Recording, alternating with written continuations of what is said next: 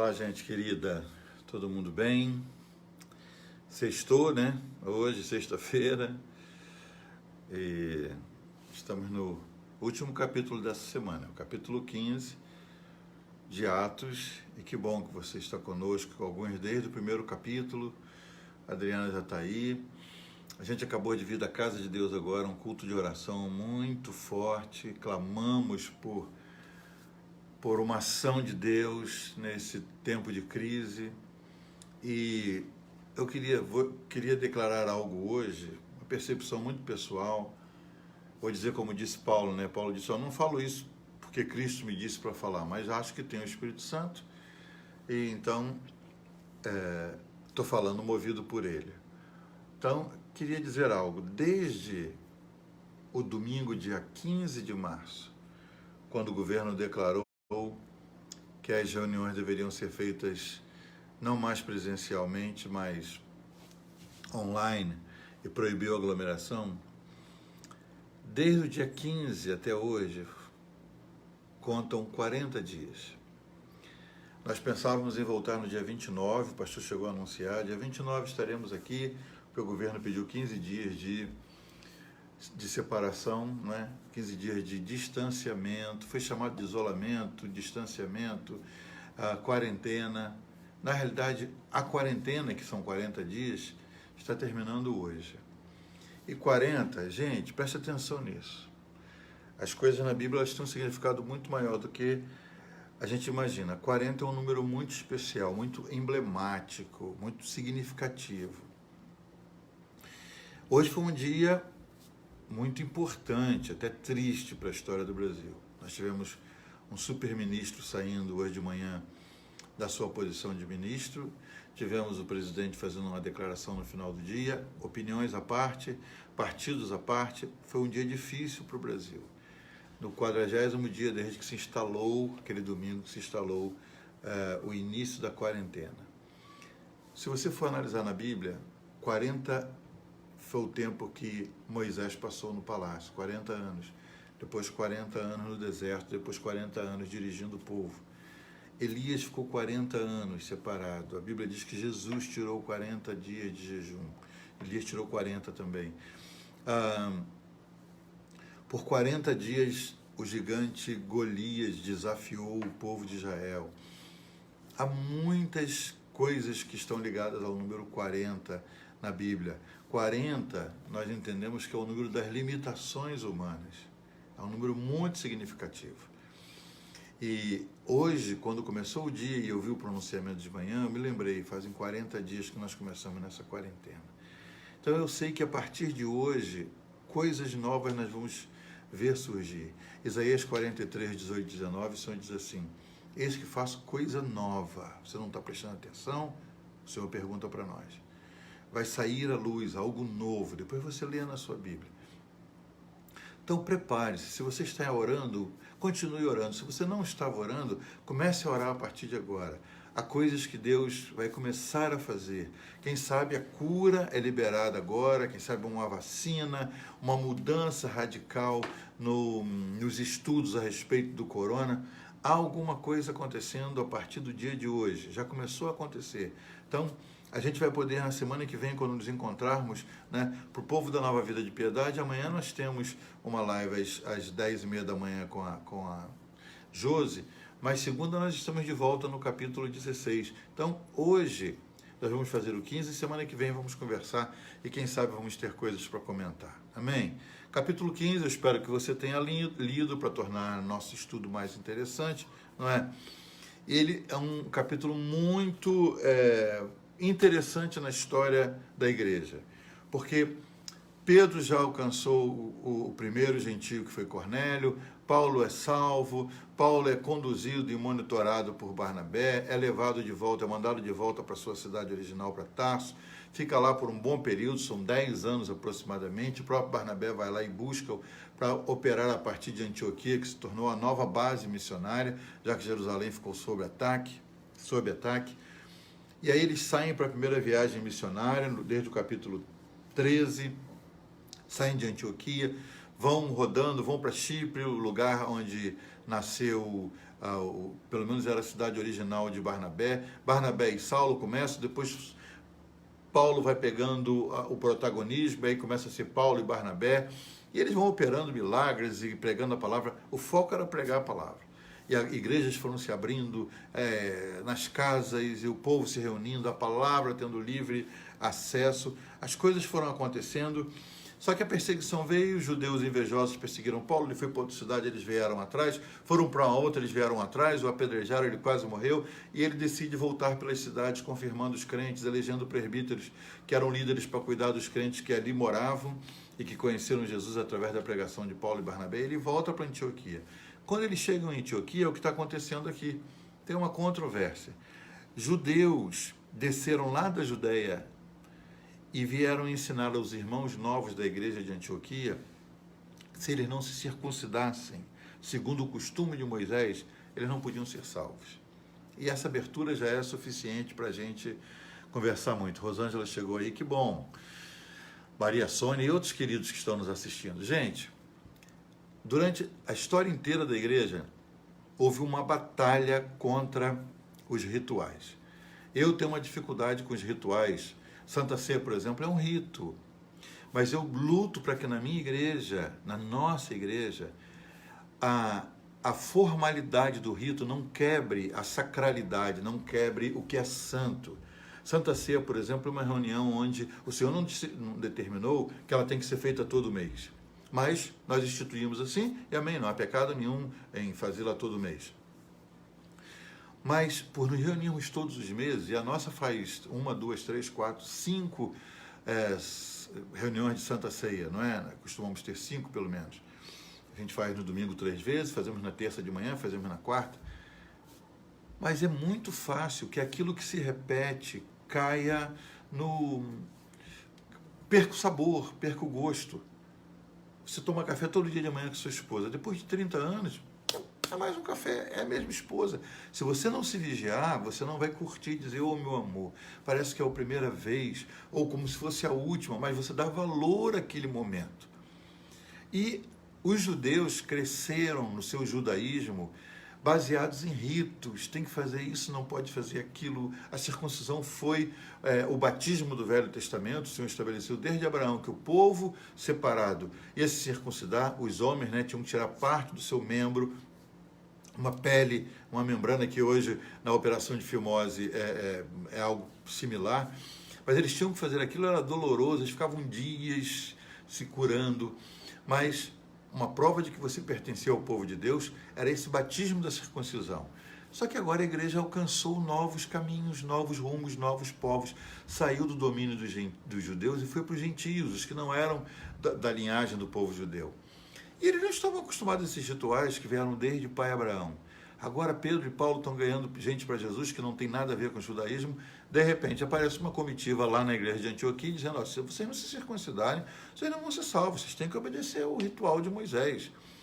E aí há uma contenda, porque Paulo, que é fariseu, que é estudado, junto com Barnabé, que era o manso da dupla, que era o consolador, o calmo. Paulo era um colérico, explosivo, mas há uma contenda, diz o texto, tendo havido da parte de Paulo e Barnabé contenda e não pequena discussão com eles, resolveram que esses dois, Paulo e Barnabé e alguns outros dentre eles, subissem a Jerusalém aos apóstolos e aos presbíteros com respeito a essa questão. Disseram, olha, nós temos uma matriz.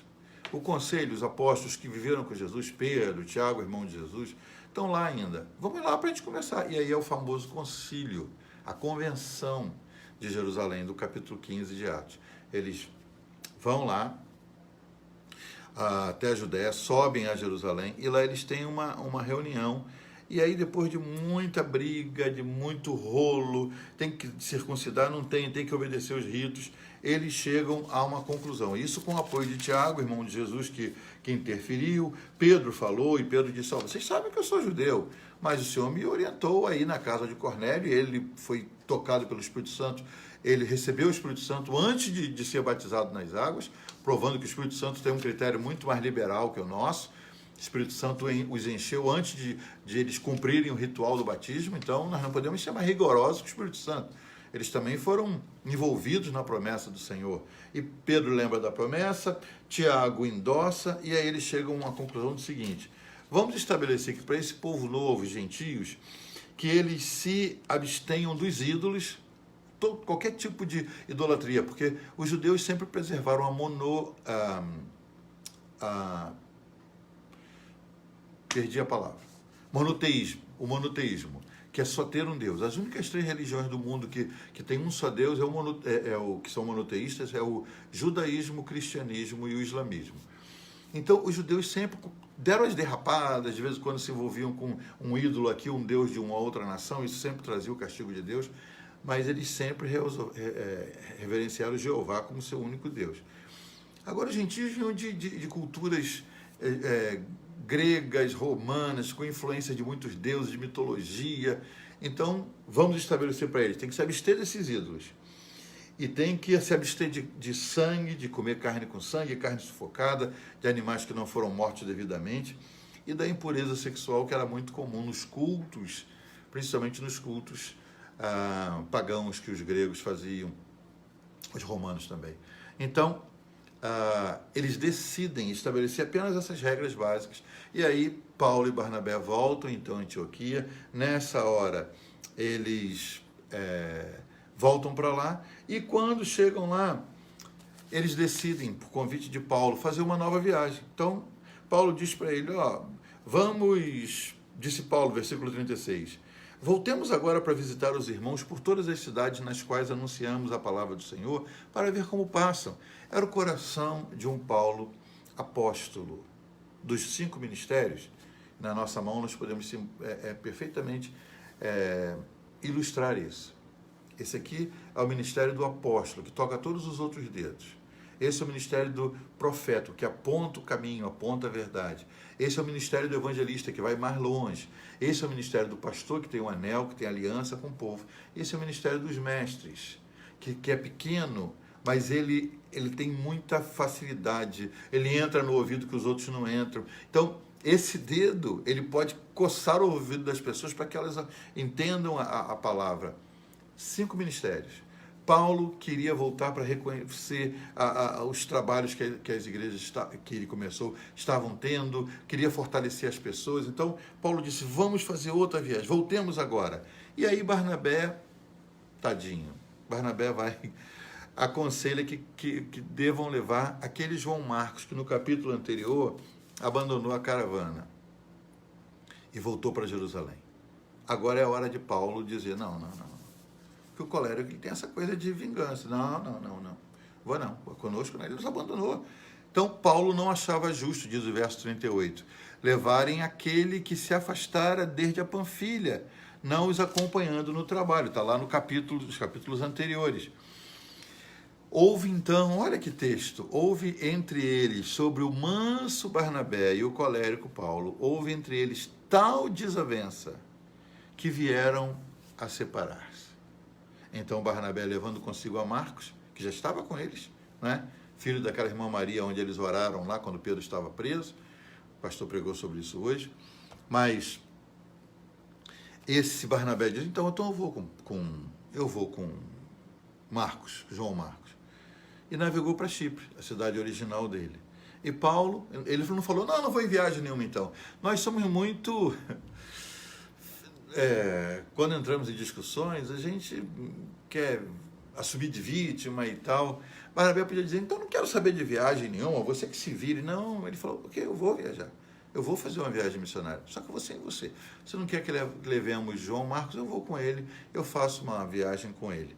E Barnabé tomou o rumo de Chipre e Paulo, tendo escolhido a Silas, um dos irmãos que estavam lá em Jerusalém e que acompanhou a Paulo e Barnabé quando voltaram para Antioquia, Paulo disse, eu vou levar Silas, que é um homem inteligente, é um homem de Deus, eu vou levar. E partiu então Paulo escolhendo a Silas, encomendado pelos irmãos à graça do Senhor, e Paulo foi para a Síria e para a Cilícia, confirmando as igrejas conforme o seu projeto original. E aqui termina o capítulo 15 e termina a nossa meditação. O que a gente pode absorver de mais forte nesse capítulo? Gente, separações existem em todos os segmentos da sociedade, nas firmas, nos relacionamentos, até conjugais. Separações existem entre ministros de igreja. E a gente acha que se formos servos de Deus, e se Deus está no nosso meio, é impossível que nos separemos. Não, Deus tira proveito. Paulo e Barnabé eram dois homens de Deus, de características diferentes. A dupla era muito boa. Um era o homem da consolação, que com seu amor chegava e conquistava as pessoas, e o outro era o cara do conhecimento, da palavra, da ousadia. E assim eles fizeram uma poderosa primeira viagem missionária. Agora, na hora de fazer a segunda viagem, se separaram. O que aconteceu? Duas novas duplas se formaram. O ministério ganhou, o reino cresceu. E em vez de dois irem para uma rota só, dois vão para um lado e dois vão para um outro. A partir de hoje, em nome de Jesus, se você é um servo de Deus e está trabalhando perto de um outro servo de Deus, e você está vendo que uma separação está acontecendo, não leve isso para o seu casamento, por favor. Diga, é o sinal de Deus, o pastor Jairo está falando, o sinal de Deus para a minha separação. Não estou dando sinal para ninguém se separar. Mas se a separação acontecer, principalmente ministerialmente ou no trabalho, não considere que tudo está acabado. Deus pode estar aproveitando essa situação, como Ele está aproveitando o coronavírus para fazer você mais crente, para fazer você ler a Bíblia, orar mais. Até 10 horas da noite está você aí estudando a palavra que você não fazia antes. Essa hora antes você estava mergulhado na TV, assistindo uma série, e agora você está bem diferente. Olha como Deus tira proveito de tudo. Amanhã, sábado, às 10h30, nós temos uma live com a doutora Josi falando sobre vivendo no modo sobrevivência, o que nós estamos fazendo agora. Domingo temos 2 cultos, só 2, 10h30 e 18, e segunda-feira a gente volta às 10 da noite com o capítulo 16 de Atos. Tenham uma linda noite, descansem bem, um final de semana maravilhoso, e não se esqueçam, 40 dias, as coisas estão começando a mudar, tá bom? Deus abençoe a cada um, obrigado pela companhia, fiquem na paz do Senhor.